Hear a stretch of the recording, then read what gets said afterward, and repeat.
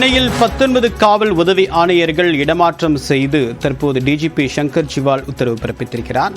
சென்னையில் அண்மையில் காவல் உயர் அதிகாரிகளுடைய இடமாற்றம் என்பது நடைபெற்ற நிலையில் தற்போது காவல் உதவி ஆணையர்களுடைய பணியிட மாற்றம் மேற்கொள்ளப்பட்டிருக்கிறது. இதற்கான ஆணையை காவல்துறை டிஜிபி சங்கர் ஜிவால் உத்தரவாக பிறப்பித்திருக்கிறார். தொடர்பான நன்மை செய்தியை பார்த்துக் கொண்டிருக்கிறோம். விவரங்களோடு நிகழ்ச்சிய சிறப்பு செய்தியாளர் கோகுலனுடைய பின்னணி என்ன?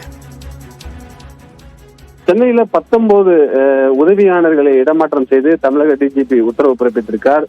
குறிப்பாக ஆம்ஸ்ட்ராங் கொலைக்கு பிறகு புளியந்தோப்பு காவல் மாவட்டத்தில் தொடர்ந்து பணியிட மாற்றம் செய்யப்பட்டு வருகிறது. ஏற்கனவே புளியந்தோப்பு துணை ஆணையர் இடமாற்றம் செய்யப்பட்டிருந்த நிலையில தற்பொழுது செம்பியம் உதவி ஆணையரும் தற்பொழுது மாற்றம் செய்யப்பட்டிருக்கார்.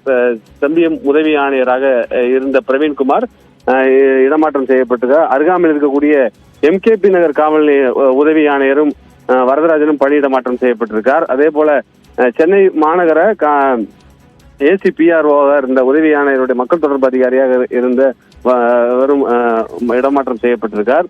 தொடர்ந்து 19 உதவி ஆணையர்கள் இடமாற்றம் செய்யப்பட்டிருக்கார்கள்.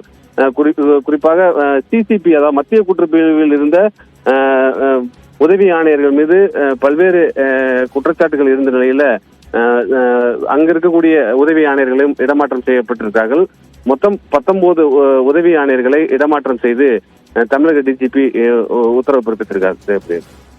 தகவலுக்கு நன்றி கோகுல்.